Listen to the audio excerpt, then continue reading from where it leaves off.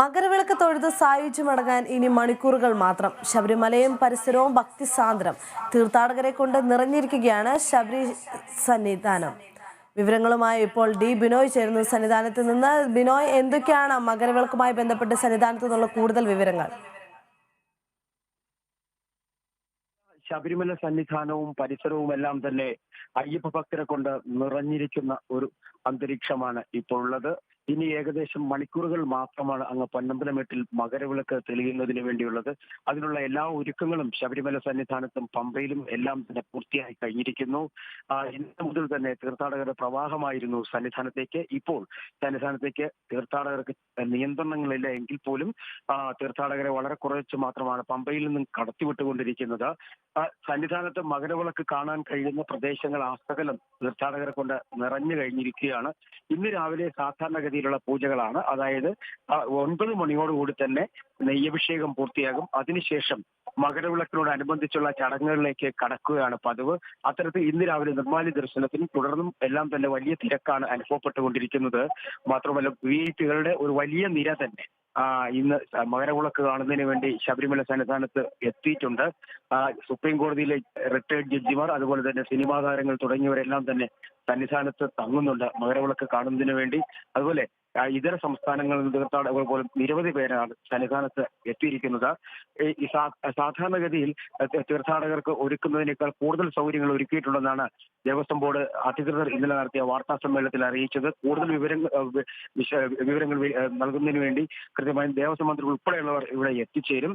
അതുപോലെ പമ്പയിലും ഇത്തരത്തിൽ വലിയ തിരക്കാണ് അനുഭവപ്പെടുന്നത്. മുൻ വർഷങ്ങളിലൊക്കെ പമ്പയിൽ ശബരിമല തീർത്ഥാടകർക്ക് മകരവിളക്ക് കാണുന്നതിന് വേണ്ടി സൗകര്യങ്ങൾ ഒരുക്കിയിരുന്നില്ല. കാരണം അപകട സാധ്യത കണക്കിലെടുത്താണ് അത്തരത്തിൽ സൗകര്യങ്ങളിൽ നിന്നും ഒഴിവാക്കിയിരുന്നത്.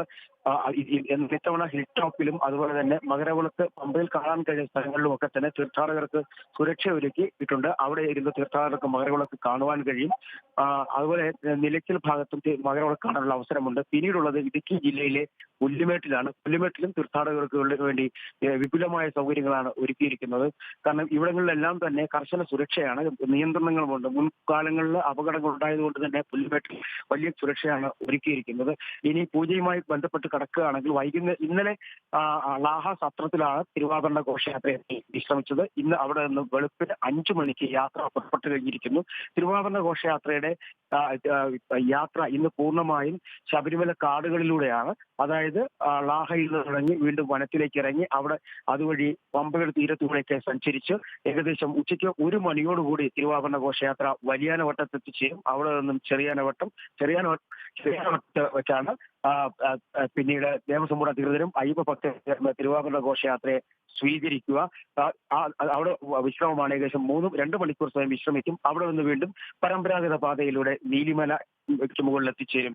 ശബരിപീഠത്തിൽ വീണ്ടും 1 മണിക്കൂർ സമയം വിശ്രമം. ആ വിശ്രമത്തിനൊടുവിൽ ആണ് ശരംകുത്തിയിലേക്കുള്ള ആചാരപരമായ യാത്ര തുടങ്ങുന്നത്. ഏകദേശം 5:50-നും 6 മണിക്കും ഇടയ്ക്ക് തിരുവാഭരണ ഘോഷയാത്ര ശരംകുത്തിയിൽ എത്തിച്ചേരും.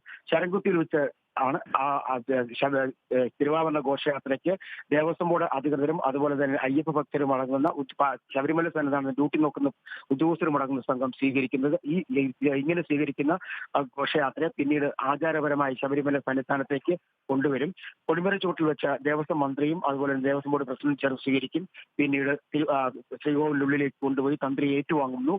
അവിടെ വെച്ച് തിരുവാഭരണങ്ങൾ ചാർത്തിയുള്ള ദീപാരാധനയ്ക്കൊടുവിൽ 6:40-നും 6:80-നും ഇടയിൽ പൊന്നമ്പലമേട്ടിൽ മകരവിളക്ക് തെളിക്കും. ഇതോടുകൂടി ഇന്നത്തെ മകരവിളക്ക് ദർശനം പൂർത്തിയാവുകയും ചെയ്യും. ഇതാണ് ഇന്നത്തെ പ്രധാന ചടങ്ങുകൾ. ഇപ്രാവശ്യം ഒരു പ്രത്യേകത ഉണ്ട്. മകരവിളക്കിന് ശേഷമാണ് മകരസംക്രമ പൂജയും സംക്രമ അഭിഷേകവും. വൈകുന്നേരം, അതായത് മകരവിളക്ക് കഴിഞ്ഞ് ഏകദേശം 1 മണിക്കൂർ സമയം അയ്യപ്പ ഭക്തർക്ക് തിരുവാഭരണ ദർശനത്തിനും ഉള്ള അവസരമുണ്ട്. അതിനുശേഷം രാത്രി 8:30-നും 9-നും ഇടയ്ക്കാണ് സംക്രമ അഭിഷേകവും സംക്രമ പൂജയും നടക്കുക. സൂര്യൻ ധനുരാശിയിൽ നിന്നും മകരരാശിയിലേക്ക് മാറുന്ന സമയത്തിനാണ് മകരസംക്രമം എന്നറിയപ്പെടുന്നത്. ഈ മകരസംക്രമ വേളയിൽ 8:45-നാണ് മകരസംക്രമം നടക്കുക. ഈ സമയത്ത് സംക്രമ അഭിഷേകം ഉണ്ടാകും. കവടിയാർ കൊട്ടാരത്തിൽ നിന്നും പ്രത്യേക ദൂതൻ വഴി എത്തിക്കുന്ന നെയ്യ് ഉപയോഗിച്ചുള്ള അഭിഷേകമാണ് നടക്കുക. ഇതിനാണ് സംക്രമാഭിഷേകമെന്നും പറയുന്നത്. 9 മണിക്ക് ശേഷം വീണ്ടും തീർത്ഥാടകർക്ക് അതുപോലെ തന്നെ തിരുവാഭരണങ്ങൾ ചാർത്തിയുള്ള അയ്യപ്പ ദർശനത്തിലുള്ള അവസരമുണ്ടാകും. ഇന്നും 11:30 മണിവരെയായിരിക്കും അയ്യപ്പ ദർശനം. അതേസമയം ഉച്ചയ്ക്ക് 12 മണിക്ക് ശേഷം തീർത്ഥാടകരെ പമ്പയിൽ നിന്നും ശബരിമല സന്നിധാനത്തേക്ക് കടത്തിവിടില്ല. തീർത്ഥാടകരുടെ തിരക്ക് നിയന്ത്രിക്കുന്നതിന്റെ ഭാഗമായി ആയിട്ടാണ് ഇത്തരത്തിൽ ഒരു നിയന്ത്രണം ഏർപ്പെടുത്തിയിരിക്കുന്നത്. അതുപോലെ പമ്പയിലും നിലയ്ക്കലിലും എല്ലാം തന്നെ തീർത്ഥാടകർക്ക് നിയന്ത്രണങ്ങൾ ഉണ്ടാകും. നിലയ്ക്കലിൽ വാഹനങ്ങൾക്ക് ഏകദേശം 10 മണിയോടുകൂടി തന്നെ വാഹനങ്ങൾ സ്വകാര്യ വാഹനങ്ങൾക്കും നിയന്ത്രണം ഉണ്ടാകും. പമ്പയിൽ സ്വകാര്യ വാഹനങ്ങൾക്ക് പാർക്കിംഗ് ഉണ്ടാവില്ല. അതുപോലെ തന്നെ സ്വകാര്യ വാഹനങ്ങൾ പമ്പയിലേക്ക് കടന്നു വരുന്നതിനും നിയന്ത്രണം ഉണ്ടാവും. നിലയ്ക്കലിൽ നിന്നും പമ്പയിലേക്കും പമ്പയിൽ നിലയ്ക്കലിലേക്കും 1000 KSRTC ബസ്സുകളാണ് മകരവിളക്കിന് ശേഷം സർവീസ് നടത്തുക. ഇതിനുള്ള ഒരുക്കങ്ങളും പൂർത്തിയായത് KSRTC അധികൃതർ അറിയിച്ചു കഴിഞ്ഞു. ഇതെല്ലാം തന്നെ നിരീക്ഷിക്കുന്നതിന് വേണ്ടി പോലീസ് സംഘങ്ങളുണ്ട്. ശബരിമല സന്നിധാനത്ത് തിരക്ക് നിയന്ത്രിക്കുന്നതിന് വേണ്ടി മാത്രം 3 SP-മാരാണ് ഉള്ളത്. അതായത് 3 സെക്ടറുകളായി തിരിച്ചാണ് നിലവിൽ ശബരിമല സന്നിധാനത്ത് മാത്രം തിരക്ക് നിയന്ത്രിക്കുന്നത്. അതേസമയം മകരവിളക്ക് കാണുന്ന സ്ഥലങ്ങളിലൊക്കെ തിരക്ക് നിയന്ത്രിക്കാൻ DYSPമാർക്കും ചുമതല നൽകിയിട്ടുണ്ട്. അങ്ങനെ എല്ലാ അർത്ഥത്തിലും ശബരിമല സന്നിധാനം മകരവിളക്കിന് ഒരുങ്ങിക്കഴിഞ്ഞിരിക്കുന്നു. അതുപോലെ തന്നെ ശബരിമലയുമായി ബന്ധപ്പെട്ട പ്രധാനപ്പെട്ട ഹരിവരാസനം അവാർഡിന്റെ വിതരണം ഇന്ന് നടക്കും. രാവിലെ 9 മണിക്കാണ് ശബരിമല സന്നിധാനത്ത് ആഴ്ചയോടത്ത് നടക്കുന്ന ചടങ്ങിൽ വെച്ച് ശ്രീകുമാരൻ തമ്പി ഹരിവരാസനം അവാർഡ് ഏറ്റുവാങ്ങുകയും ചെയ്യും. അൻസില. അതോടൊപ്പം തന്നെ ബിനോയ് 2 വർഷത്തെ കോവിഡ് ഇടവേളയ്ക്ക് ശേഷമാണ് വലിയൊരു ഭക്തജന തിരക്ക് ഇക്കൊല്ലം നമുക്കറിയാം സന്നിധാനത്ത് അനുഭവപ്പെടുന്നത്.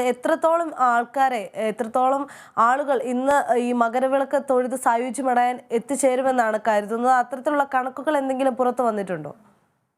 ആക്ച്വലി അത്തരത്തിലൊരു കണക്കില്ല. സാധാരണ ഇപ്പോൾ നിലവിൽ ഹൈക്കോടതി നിർദ്ദേശം അനുസരിച്ച് സന്നിധാനത്ത് വരുന്ന തീർത്ഥാടകരുടെ എണ്ണം 90,000 നിജപ്പെടുത്തിയിരുന്നുവെങ്കിലും സ്പോട്ട് ബുക്കിങ്ങിന് പ്രത്യേക നിയന്ത്രണമൊന്നുമില്ലായിരുന്നു. അങ്ങനെ വരുമ്പോൾ മിക്ക ദിവസങ്ങളിലും 1,00,000-ലധികം തീർത്ഥാടകരാണ് സന്നിധാനത്തേക്ക് വന്നുകൊണ്ടിരുന്നത്.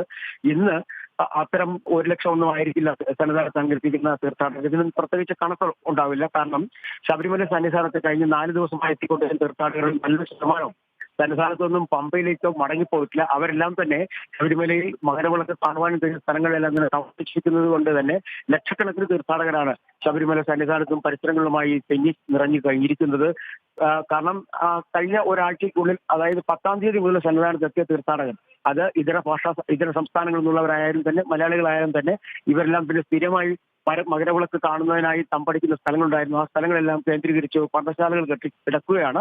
കഴിഞ്ഞ 2 വർഷമായി ഇത്തരത്തിൽ പർണശാലകൾ കെട്ടുന്നതിനും അതുപോലെ തങ്ങുന്നതിനൊക്കെ നിയന്ത്രണം ഉണ്ടായിരുന്നു. ഇത്തവണ നിയന്ത്രണം ഇല്ലാത്തത് കൊണ്ട് തന്നെ, നിയന്ത്രണമില്ല എന്ന് അറിഞ്ഞതുകൊണ്ട് തന്നെ നേരത്തെ തീർത്ഥാടകർ സന്നിധാനത്ത് എത്തി തങ്ങുന്ന ഒരു സ്ഥിതിവിശേഷമാണ് ഉള്ളത്. അതുകൊണ്ട് എന്തുമാത്രം തീർത്ഥാടകർ, അതായത് കയറുന്നത്രയും തീർത്ഥാടകർ സന്നിധാനത്ത് നിന്ന് പുറത്തേക്ക് പോയിട്ടില്ല. അപ്പൊ എന്തുമാത്രം തീർത്ഥാടകർ ഉണ്ടായി എന്നുള്ള കൃത്യമായ കണക്ക് പോലീസിന് തന്നെ ഉണ്ടാകില്ല. അവർ അത് ശേഖരിക്കേണ്ടതായി വരികയും ചെയ്യും. അത് മാത്രമല്ല, തീർത്ഥാടകർക്ക് മറ്റൊരു കാര്യമുള്ളത്, തീർത്ഥാടകർക്ക് കുറച്ച് നിയന്ത്രണങ്ങൾ കൂടിയുണ്ട്. കാരണം തങ്ങുന്ന സ്ഥലങ്ങളിൽ യാതൊരു കാരണവശാലും ആഹാരം പാചകം ചെയ്യരുത് എന്നൊരു നിർദ്ദേശം നൽകുന്നുണ്ട്. കാരണം അപകടങ്ങൾ ഒഴിവാക്കാൻ വേണ്ടിയാണ്. ഇത്തരത്തിൽ തീർത്ഥാടകർ തങ്ങുന്ന സ്ഥലങ്ങളിൽ ആഹാരം പാചകം ചെയ്ത് തീപ്പെടാനുള്ള സാധ്യതകൾ കൊണ്ട് അത് കൂടി കണക്കിലെടുത്താണ് അത്തരത്തിൽ ഒരു നിർദ്ദേശം ഹൈക്കോടതിയും പോലീസും എല്ലാം തന്നെ മുന്നോട്ട് വെച്ചിരിക്കുന്നത്. അൻസില. വ്യക്തമാണ് ബിനോയ്. മകരവിളക്ക് തൊഴുത് സായുജ്യമടയാൻ ഇനി മണിക്കൂറുകൾ മാത്രമാണ് ബാക്കിയുള്ളത്. ശബരിമലയും പരിസരവും തീർത്ഥാടകനെ കൊണ്ട് നിറഞ്ഞു കവിഞ്ഞിരിക്കുകയാണ്. ബിനോയാണ് ശബരിമലയിൽ നിന്ന് വിവരങ്ങൾ നൽകിയത്.